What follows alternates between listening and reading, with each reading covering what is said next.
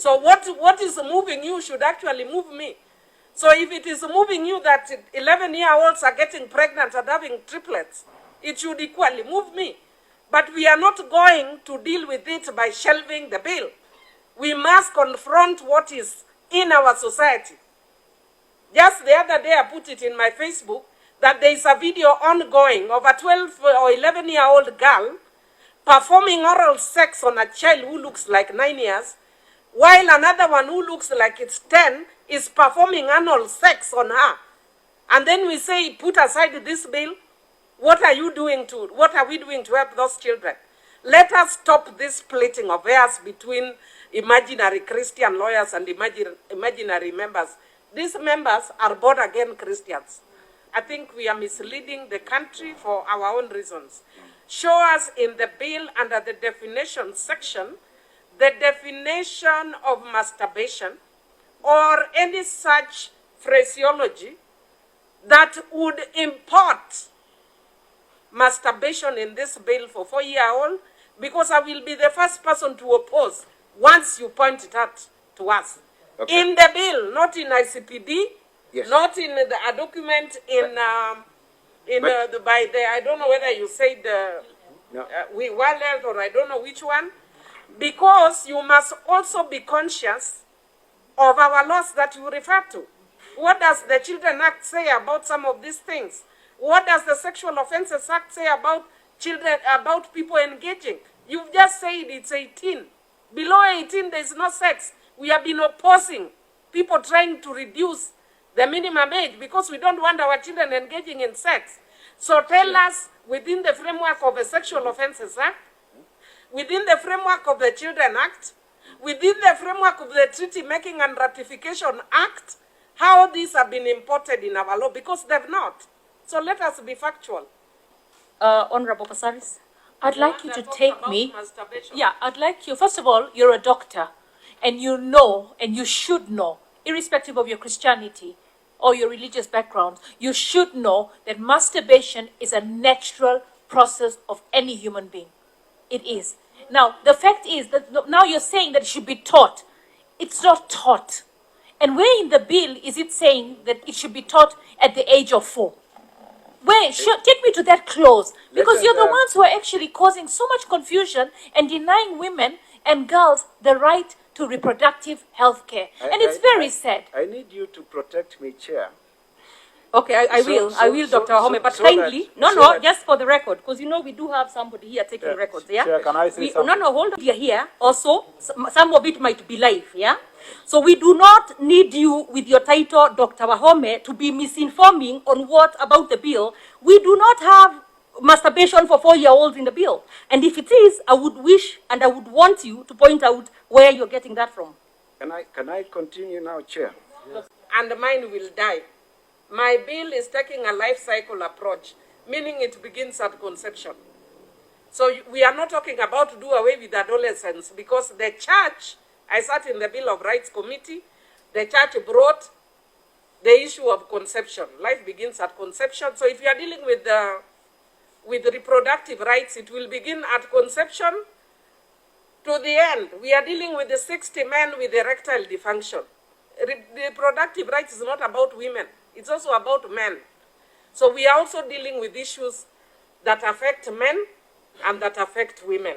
And also beyond that, I think one of the things that I want to say is that sometimes when we sit and theorize, because I was actually shocked when I was hearing you people talking about assisted reproduction. I thank God that He has given me blemish so that that blemish can help others. I don't have a child, and I will proudly say that. Many women don't have, and they commit suicide because they don't have. God brought me in this parliament at such a time as this that we pass a law to help women who can't naturally have assisted reproduction.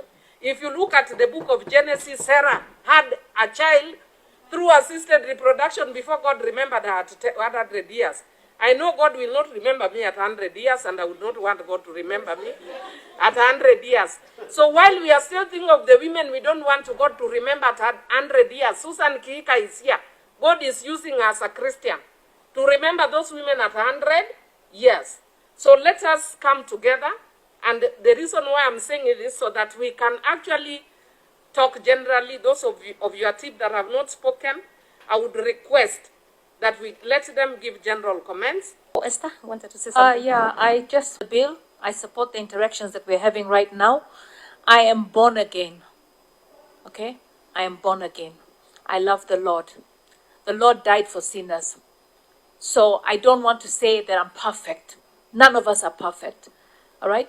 The reason why I support this bill, and I really hope that you understood when Millie was talking, Honorable Millie was talking, the pain and the suffering that you see when an 11-year-old gives birth to triplets, that this bill will be able to help her and many like her not be in that position. The pain that you see when children are abusing children. During this pandemic, the things we're seeing on WhatsApp going round, where a mother is talking about her own son sleeping with her daughter and her daughter being pregnant because she's going to work and the children are at home. We have to stop wearing blinders. You know, Mr. Kanjama, I want you to, you keep saying, let's put it off so we can do it and we can interact. Can I tell you, the interactions you had with Judy Sejeni in the last parliament, no, you didn't come back and say, this is what we feel we should do for our children. This is what we feel we should do for our society. This bill is not about being shelved right now. As Millie said, she's got another one.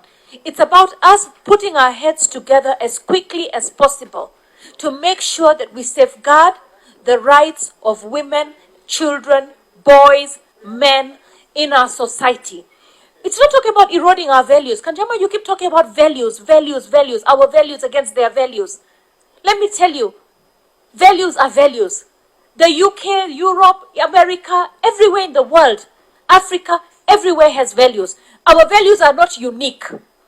The set of values of a family are there for everyone. I grew up with values. My great-great-grandmother, who never knew Christianity, because it had not come at that time, she had a set of values too. So I feel that we're here and we're interacting, we're not fighting. Let us put the pain and the suffering of our women, girls, boys, and men protected within the law. And the law cannot wait sometimes. It cannot wait. It didn't wait for it. It didn't serve that 11-year-old girl. And the many children that are getting defiled every day, right? The many women that are getting, botched abortions. There's so many things. When I saw you're calling the bill the abortion bill, I was wondering, where is this abortion bill? I don't even know about an abortion bill. We've even branded the bill with something so negative. I know right now, we're being accused that we have donors and we're talking to donors. Let me tell you, I feel it's the same on the other side. That right now you need to tell the donors, the bill has been shelved, we've won the war. No. At the end of the war, the battle is to protect our children, our women, our boys, our men. Okay? And our set of values and our Christianity, our spirituality, everything. So let's I'm Susan, I don't know if I look like you, but I tell you, I just drove into Parliament and saw people placarding against me, and I was wondering what is going on, And social media can be used to destroy a lot of things, including that which is good.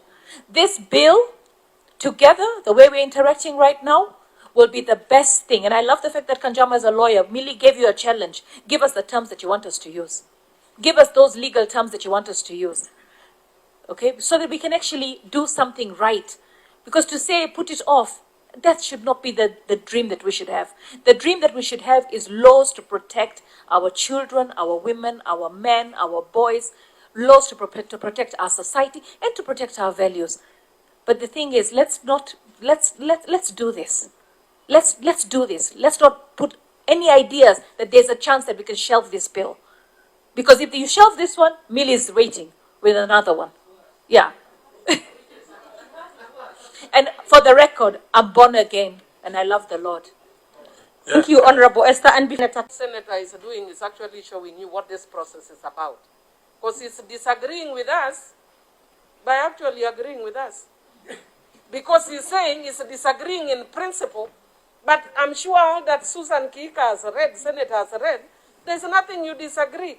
Is there something there that you would want to disagree with? That we are telling children not to have sex. You disagree with that. What are you agreeing with? You are agreeing with children having sex. So I think we need to also be clear what we are opposing.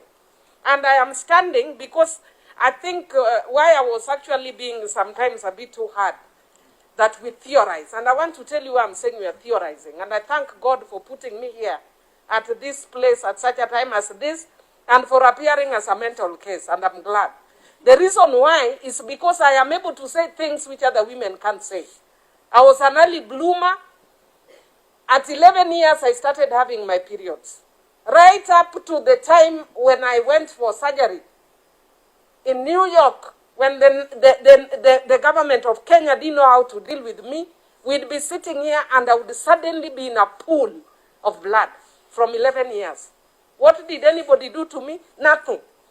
What did I as an 11-year-old know how to do with it? Nothing. And I would be off school for 7 days in a pool of blood.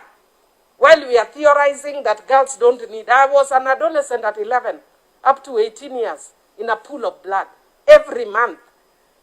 And every time I went into hospital, especially by the time I went into university, raised in Christian standards, not sexually active, every month I was told I've aborted. Who will protect my voice to not be declared a person who is aborting because I am only going through what every other woman is suffering from? I have a grandchild who is going through the same process right now. She's lucky she has me. I went through that. I am able to guide her through. It should not be accidental. We must protect by law so that a child who is 11 years in Remba Island in my constituency knows what to do, because there is a health institution that can deal and can diagnose early that she has fibroids, which stopped me from having children. So now I'm bringing assisted reproduction, which we are theorizing that we don't need those children because it's ungodly.